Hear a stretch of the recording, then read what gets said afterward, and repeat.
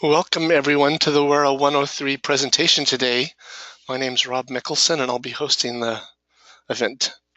We're pleased to hear from Dr. Robert Flynn today. Let me give you a brief introduction about Bob.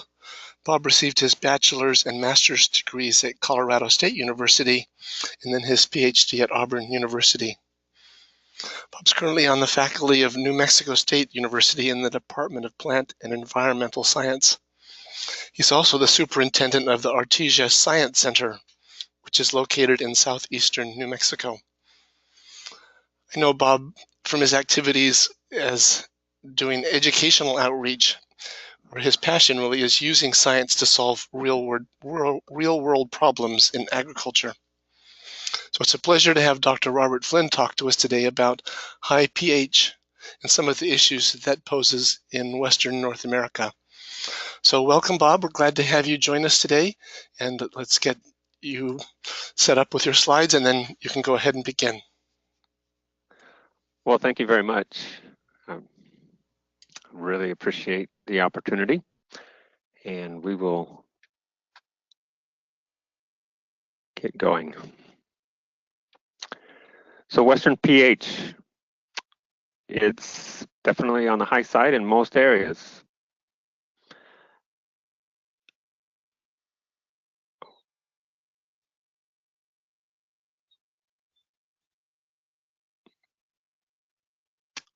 It's a common problem out here in the West. We have high pH, of course. We have what's a lot of the locals call caliche, or your limestone type horizons that you can see in here, and that's going to dictate a lot of what our pH looks like.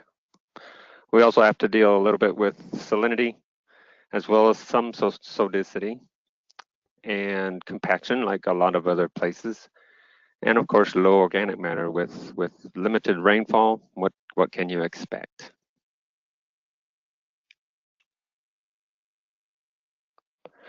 So really, what is pH? A lot of places would tell you that it's soil reaction. So soil pH is soil reaction. Or is it an acid, or is it a base? It's another terminology that people use. We use a scale from 1 to 14, with 7 being neutral. It's neither an acid or a base at that time. And if it's less than 7, we consider it to be acidic. And if it's greater than 7, it's considered basic. Here's some examples of just different common things that we could associate with the pH scale. So we have our neutrality. Milk is pretty on the slightly acidic side, but more likely neutral. The battery acids that you have in your cars, it's extremely low. Lemon juice is very low. Vinegar, it's always a good experiment, which I'll show you in a little bit, about how to tell if there's some lime in anybody's soil around these parts. Rainwater, after that first rain, at least in this part of the world, we can expect it to be slightly acidic. And then we can move into the basic pH readings, where we have milk of magnesia, baking soda, seawater, ammonia, lye. These sorts of things are going to be on your basic nature. Now, what I really want to point out too is that plants actually have a very wide range of tolerance for growth with different pHs. Now, of course, there's several plants that prefer acidic conditions, and there's plants that will do very well in basic conditions as well. Those are the ones that we want to train people on so that they have success. One of the biggest aspects of pH is that it does control some nutrient availability to plants. So looking at this graphic, a common one that's found amongst the literatures,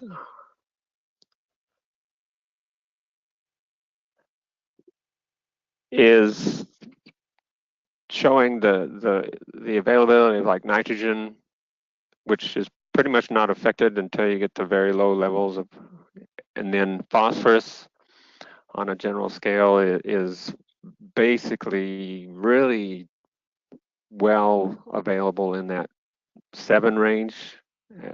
And then as we increase in the basic direction, we lose the availability of that phosphorus, and then also in our acid soils, we lose some of that availability. Potassium, not strongly really affected under the basic conditions, but we can lose a little bit of activity of potassium in our acidic soils. Sulfur, again, similar. Calcium, similar. Magnesium, similar to these guys. It's a poverty, I guess, for the Western region in that we always seem to be struggling with our micronutrients, and this is because of the pH. We have iron that as it goes above 7 starts to become less and less available. Manganese the same way, boron after 7, and then copper and zinc are also difficult to keep in availability for our plants. Molybdenum, on the other hand, is much more tied up in our acidic soils, so normally haven't seen anything related to molybdenum in these parts. So a lot of folks, they want to go ahead and try to mitigate that base. They want to add something. A lot of folks know that if you add an acid to a base, that you're going to get water and salt. That's the end products of it. And we can neutralize acidity by adding a base, or we can neutralize a base by adding an acid. In this area, of course, we're going to be trying to focus on neutralizing that base, and a lot of folks do want to add that acid.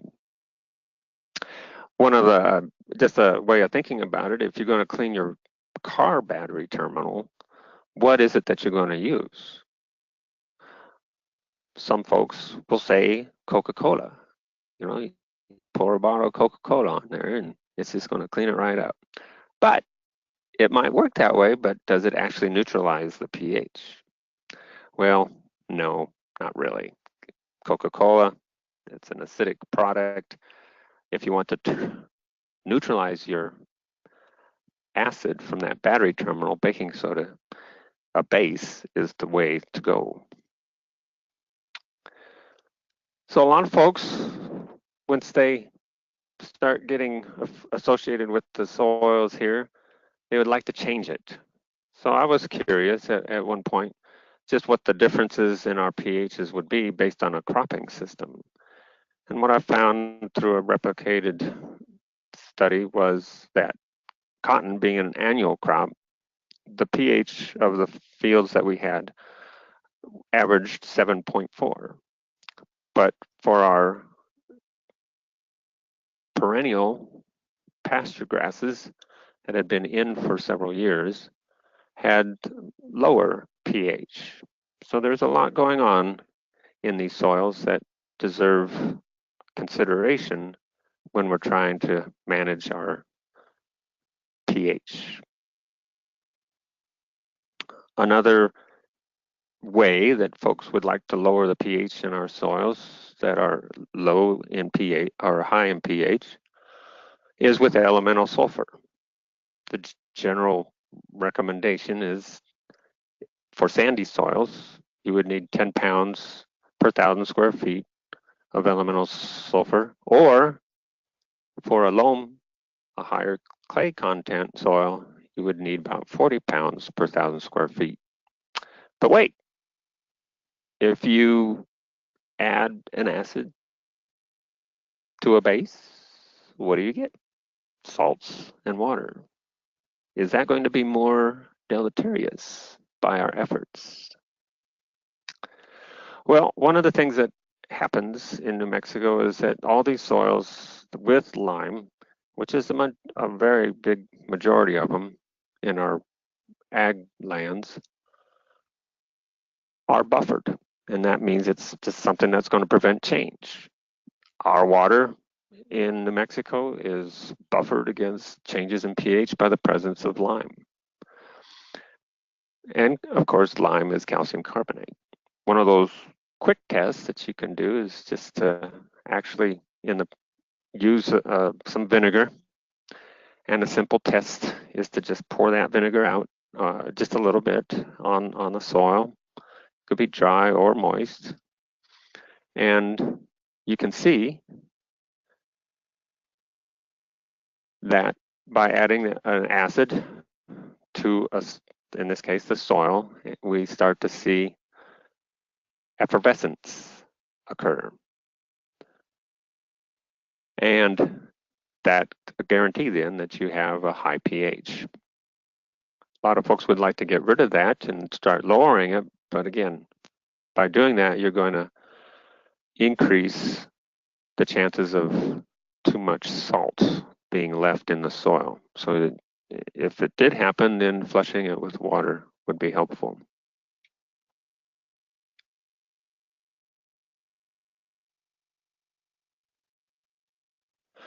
It's also an issue when we get into using our water, because a lot of our waters in the West have calcium carbonate in it already. And what we find our drip irrigation growers doing, such as on our vineyards, we have to be careful to make sure that we're treating that water to keep these at their recommended delivery rate. Otherwise, they tend to seal it up. The calcium carbonate seals that emitter off and it doesn't deliver what it's supposed to. There are treatments for that, of course, and that would be a good topic for another day. So how much calcium carbonate is in our soils? Well, if we have just 1% calcium carbonate, then that's 460 pounds per 1,000 square feet in 6 inches of soil.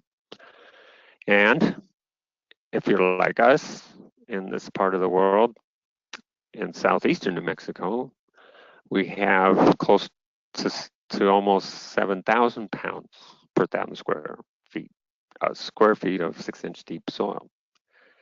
So if you really wanted to change that, the 1%, yeah, it's really not going to be too much of an issue. But once you get into these higher calcareous soils, then it's just a problem because of the fact that once you start to neutralize it, you're going to have issues with salts. That can be managed, but remember that a lot of our waters have calcium carbonate in it, so we're adding it as well. I did do a survey around the state, and what I found is represented in this graph. On the left-hand side, we have our soil pH from a saturated paste extract, which is my preferred method to evaluate these pHs.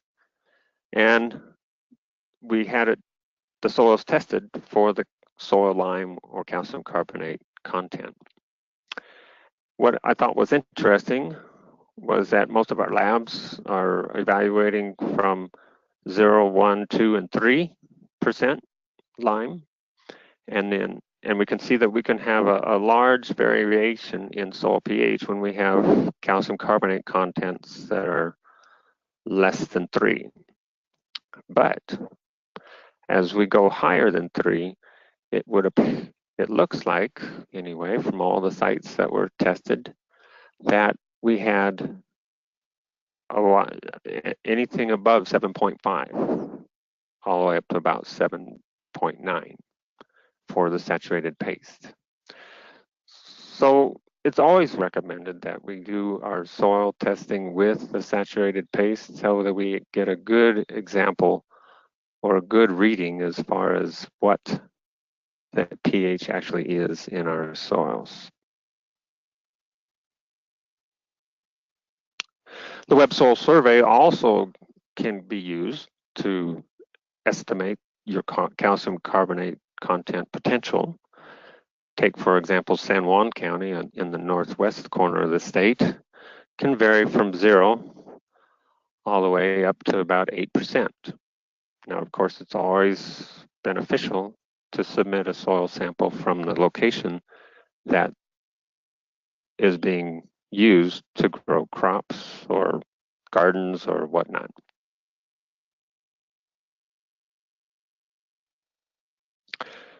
In Chavez County, which is in southeastern New Mexico, on the other hand, we can go from 1% in some areas all the way up to 28% in other areas, with the most of it being in the 5 to 6% range. 15% is also common in other areas of southeastern New Mexico.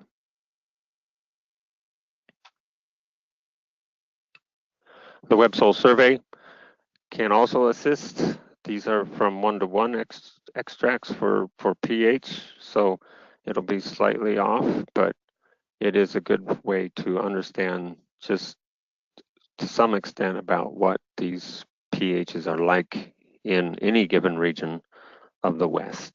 Very good place to start. Now, one thing it does for our region, we have a lot of pecans in the area, but these high pH soils tend to promote deficiencies in our metals, like we saw earlier. So this is how pecan responds to high pH.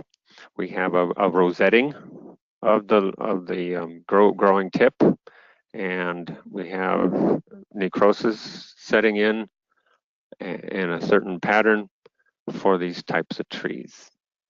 So micronutrient management is very important, and the form and amounts are important when it comes to managing these sensitive trees.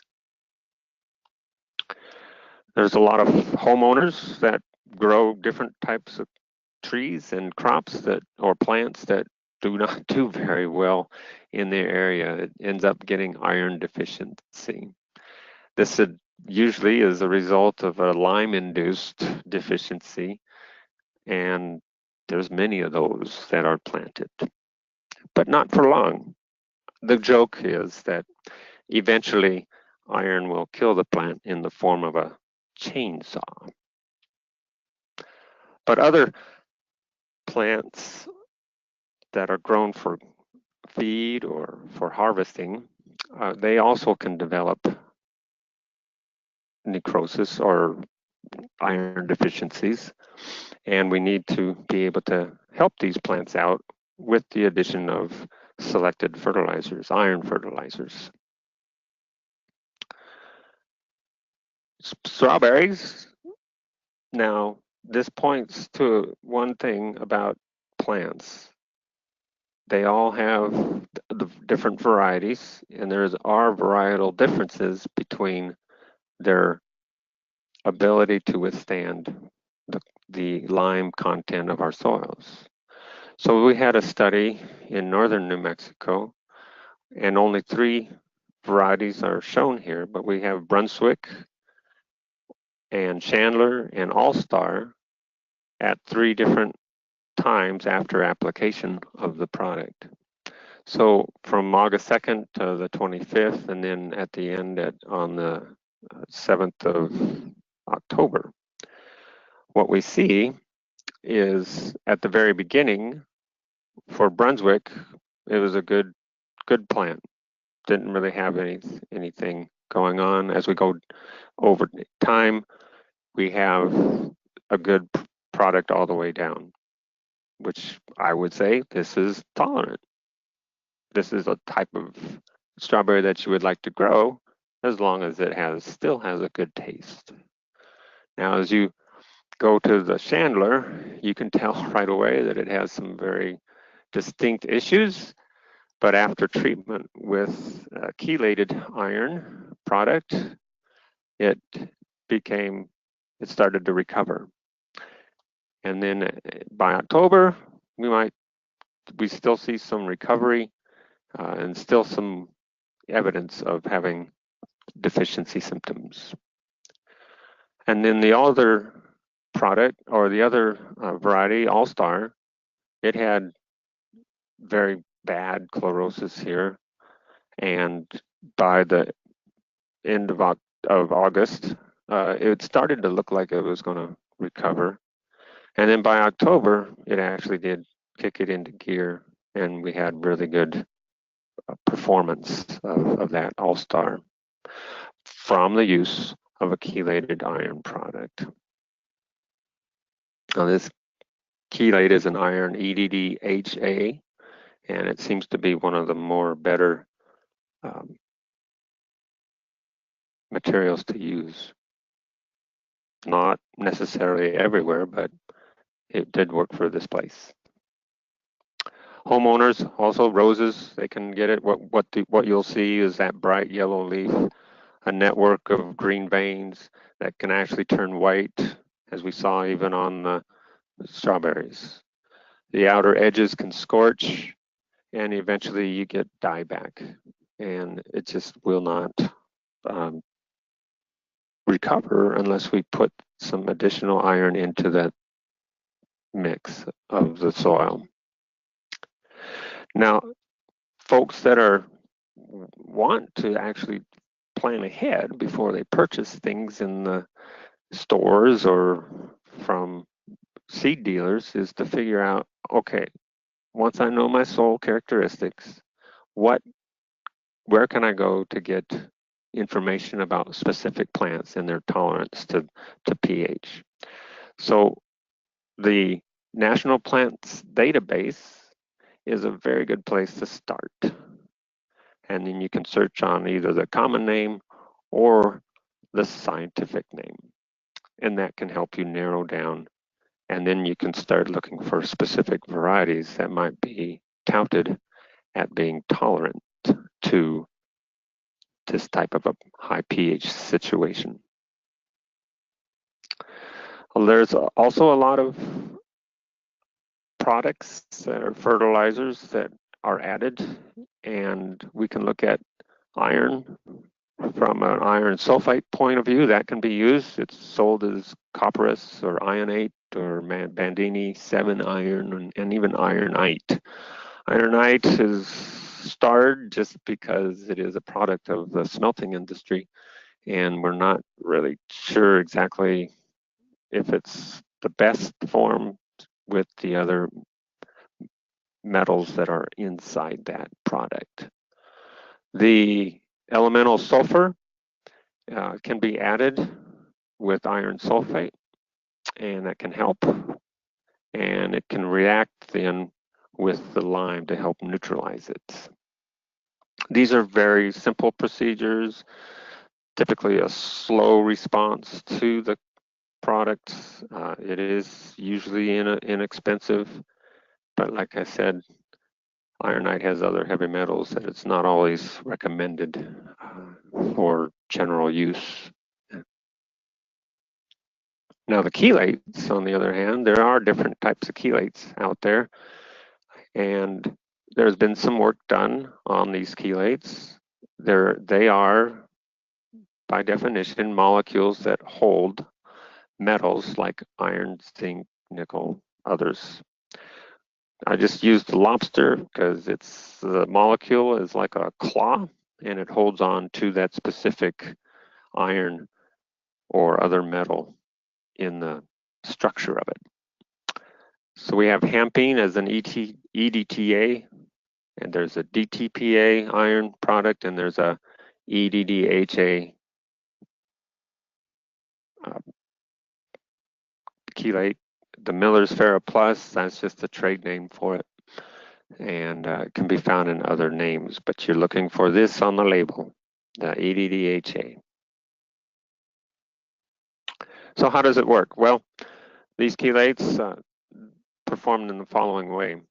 If you have the percent of chelate with the iron on it, and since some of these products like EDTA are sensitive to the pH of the soil, it is a very good thing to know what that pH is of your soil. So we can see that by the time you get to about 6.5, 6.5 with the iron chelate of EDTA, we start to lose about 20% of its iron. As we go up to near 7.5, we have very, very little. Even at a 7 pH, we have less than 20% of that iron still available to the plant. It's been used up by the clay, by the reactions that occur in the soil. And by 7.5 and above, we do not see any benefit for that particular chelate. So it's just a chemistry type issue with that product. Now DTPA, we have the blue line coming across. It's available all the way up through 6.5. It starts to lose a little bit at a little bit above 7 pH, and then it starts to be less effective as the pH increases towards 8. Once it reaches those high levels of pH, it is going to lose most of that effectiveness for providing iron to the plant. By 8.5, it's totally gone pretty much and does not do the job that it needs to do. So it's important to know that pH. The saturated paste pH is important. You get a slightly different number. I think that it's a much more reasonable number to use. And then finally, the EDDHA product is not sensitive to pH, and it has its availability is good across the pH spectrum. So a very good product. Of course, anything that good is, there's a price to it, but it can, a little bit goes a long way, and it's up to each individual operator or farmer to actually consider to use. Excuse the petunias in the background, but they are also very intolerant of high pH soils. But of the other test that was done in New Mexico on these products early on showed with sorghum on a very high pH soil had a test where they put the 3 different chelates out, and you can pretty much tell that with 2 parts per million of EDDHA, you start to see a response in yield. So this is a pot study for sorghum, and the iron DTPA and EDTA just haven't really kicked in until you get to 4 parts per million. You see a small increase in growth from the sorghum, but not nearly as much as that iron EDDHA. And you can go on up to scale up to 8 part per million of iron added, and you see that at the EDDHA, you're reaching a maximum, and most growers would be probably happy with using a little less, even down to 4, compared to what they're getting with these other products.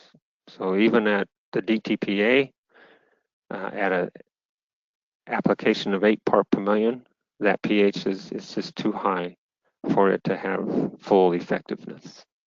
So it does matter for our fertilizers what they are. Some folks also see improvement after adding manures and other products that are organic, get them to help to do that, do a better job at providing some iron. But there's no data right now that I can share on that. The results are usually fairly quick. This is a 4-day difference between an untreated and a treated